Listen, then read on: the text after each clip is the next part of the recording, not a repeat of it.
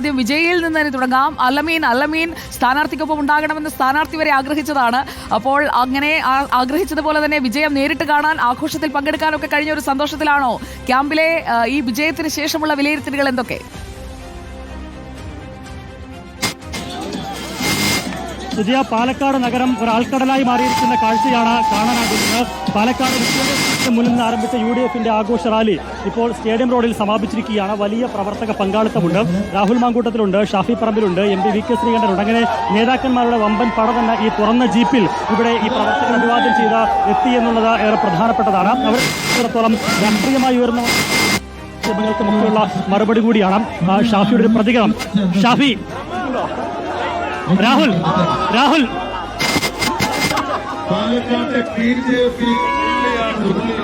വിജയം പാലക്കാടിന്റെ വിജയമാണ്, തന്ന വിജയമാണ്. ഇത്രയും വലിയ ഭൂരിപക്ഷം പ്രതീക്ഷിച്ചോ? ഓഡിയോ ഡിസ്റ്റർബൻസ് ഉണ്ട്. നമ്മുടെ വീഡിയോ ജേർണലിസ്റ്റിനെ കൂടി അടുത്തേക്ക് ആക്കുമല്ലോ. അതുകൊണ്ടല്ല, ജനങ്ങൾ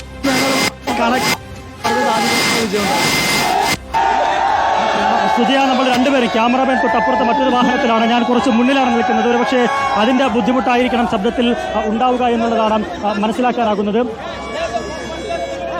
വാഹനം കുറച്ചുകൂടി മുമ്പോട്ട് പോകാം, അന്നേരം ശബ്ദത്തിന് കുറച്ചുകൂടി വ്യക്തത ലഭിക്കുകയും ചെയ്യും. വലിയ ആൾക്കൂട്ടം ഇവിടെ ഉണ്ട് എന്നുള്ളതാണ്.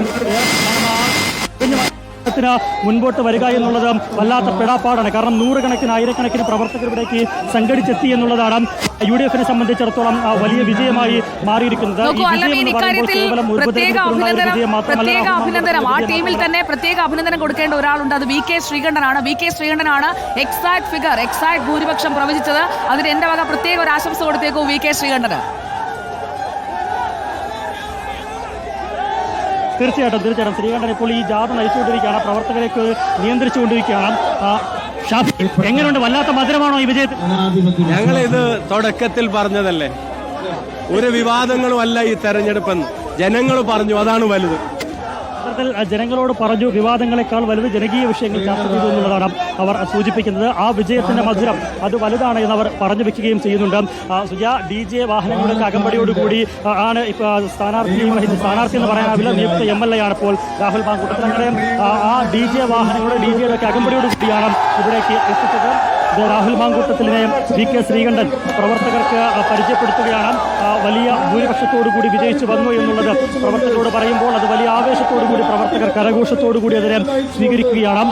നമുക്കറിയാം, ഇത് ഒരു ഉപതെരഞ്ഞെടുപ്പിലുണ്ടായ വിജയമെന്നതിനപ്പുറം UDFനെ സംബന്ധിച്ച്, ഷാഫിയെ സംബന്ധിച്ച്, രാഹുലിനെ സംബന്ധിച്ച് രാഷ്ട്രീയമായി ഉയർന്നു വന്ന അനവധി വിവാദങ്ങളുണ്ടായിരുന്നു, ആരോപണങ്ങളുണ്ടായിരുന്നു, ആക്ഷേപങ്ങളുണ്ടായിരുന്നു. അതിനൊക്കെ കൂടിയുള്ള രാഷ്ട്രീയ മറുപടി കൂടിയാണ് ഈ വിജയം. ഈ വിജയത്തിന് വലിയ ഭൂരിപക്ഷം, ഒപ്പം ഈ കാണുന്ന ജനസഞ്ചയവും അതിനുള്ള മറുപടിയാണെന്ന കാര്യത്തിൽ സംശയമില്ല.